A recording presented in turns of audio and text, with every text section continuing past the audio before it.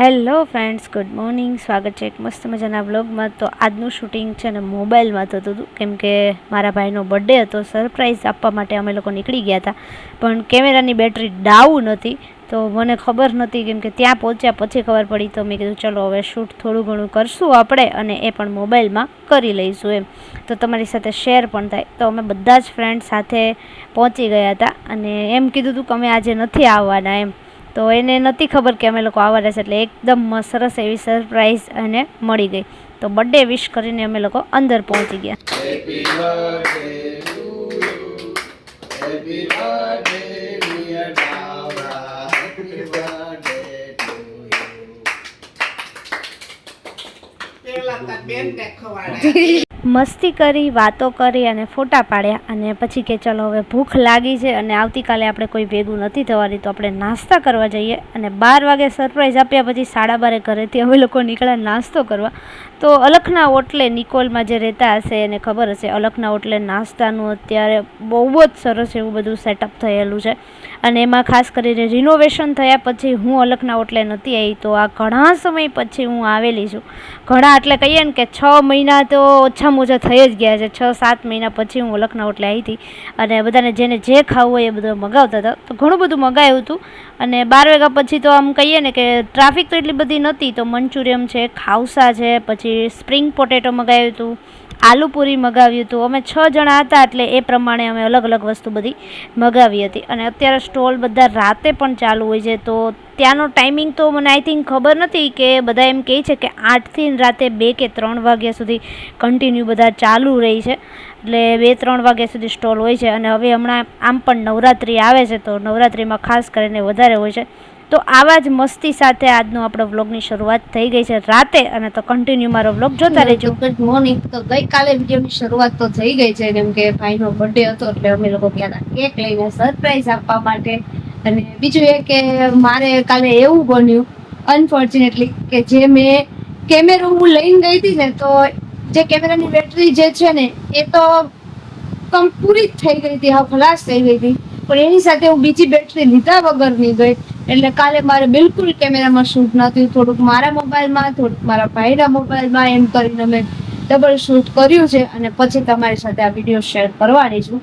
અને અત્યારે જો બધું જ ટ્યુશન ને એવું પતી ગયું છે ને ફ્રી થઈ ગયા છે ચેન્જ કરીને, એટલે મેં કીધું હવે રસોઈ કરીએ. તો મગ તો હું બાફવા મૂકીને આવી છું, પણ સાથે સાથે અહીંયા જોઈ લો થોડુંક આ કામ મને બહુ દિવસથી યાદ આવતું હતું કરવાનું, ટ્રાય કરવાનું. તો આ જે છે ને ફ્રેમ, ઈ ધવલને એના ફ્રેન્ડે બધાએ ગિફ્ટમાં આપેલી છે. તો આ જે ફ્રેમ રહીને એને મેં લગાવી છે સેલો ટેપ સાથે. તો આ કંઈક આવી સેલો ટેપ છે, આ 2-in-1 આવે ને એ સેલો ટેપ. પણ મેં મીશોમાં જોયું ને તો આનો યુઝ બહુ જ મસ્ત બતાવેલો હતો, કે આ જે ફ્રેમ ને એવું બધું ચોંટી જાય આનાથી, એટલા માટે મેં કીધું ચલો ટ્રાય કરીએ. તો 2 ફોટા મારી પાસે છે ને 2 અત્યારે. તો 2 ફોટામાં ફ્રેમ પણ કમ્પ્લીટ હતી બનાવેલી. તો મેં કીધું ચલો આપણે પેલા ટ્રાય કરીએ. જો આ એકદમ સરસ રીતે થઈ જાય ને, તો ફ્રી પડીને 1-2 દિવસની અંદર છે ને હું ફોટા બનાવડાવી આપીશ. અને પેલા સિલેક્ટ કરી લઈશ કે કયા ફોટા રાખવા, કયા ન રાખવા, એ રીતે. તો ચલો ભાઈ આપણે ફટાફટ મસ્ત કામ આવી જાય એવું, અને પછી હું તમને કહું કે તમે આવી ફ્રેમ લગાવી શકો કે નહીં. અને ચલો હવે આપણે નીચે જઈને ફટાફટ બનાવીએ રસોઈ. ચાલો આજે હું તમને મગ વઘારતા શીખવાડું નહીં, પણ હું કેવી રીતે બનાવું છું ને એ તમને કહું. તો બધા અલગ અલગ રીતે કરતા હોય, પેલા વઘાર કરે, કોઈ પછી વઘાર કરે, આ રીતે. તો અહીંયા મેં છે ને 1 વાટકી મગ છે એ બાફવા માટે મૂકી દીધા છે. મસ્ત 2-3 વખત ધોઈ પછી બાફવા માટે મૂક્યા છે. તો હવે આપણે એને બફાઈ ગયા છે એટલે ગેસ કરી દઈશું બંધ, અને પછી એને હવા બહાર કાઢી રાખશું. તો મગ તો એકદમ સરસ રીતે બફાઈ ગયા છે, કંઈક આ રીતે મગ સરસ એવા બફાઈ ગયા છે. હવે એને આપણો વઘાર કરી દઈએ. અને એ પહેલા વઘાર કર્યા પહેલા આપણે થોડાક મગ લઈ લીધા છે, કેમ કે ધવલને બાફેલું કઠોળ છે, મગ છે, અને આ બધું બહુ ભાવે, એટલે અને આમ પણ બહુ સારું. તો હું છે ને એની માટે થોડાક વધારે જ પલાળું અને બાફું. તો આજે આપણે એ મગ એને આપી દઈએ. તો મેં અહીંયા 2 મોટી ચમચી ભરીને તેલ લઈ લીધું છે, અને તેલ ગરમ થાય એટલે ચેક કરીએ કે ગરમ થયું કે નહીં. તો રાઈ ચટકી ગઈ એટલે મતલબ ગરમ થઈ ગયું છે. અને 2 દાણા રાઈ અને 2 દાણા જીરું એડ કરીને હિંગ નાખવાની. તો હિંગ તો ગમે એ વસ્તુની અંદર કોમન છે. અમે અહીંયા 1/2 ચમચી જેટલી હિંગ હતી એ પણ એડ કરી, અને સાથે સાથે અહીંયા આપણે થોડીક એવી હળદર એડ કરશું, 1 ચપટી. અને હવે આપણે એની અંદર એડ કરી દઈશું લસણ, કે જે મેં 4-5 કળી લસણ લીધું હતું એ લસણ આપણે અહીંયા એડ કરી દીધું છે.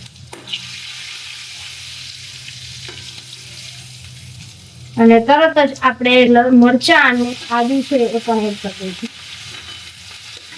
અને ગેસ એકદમ ધીમો કરી દઈશું.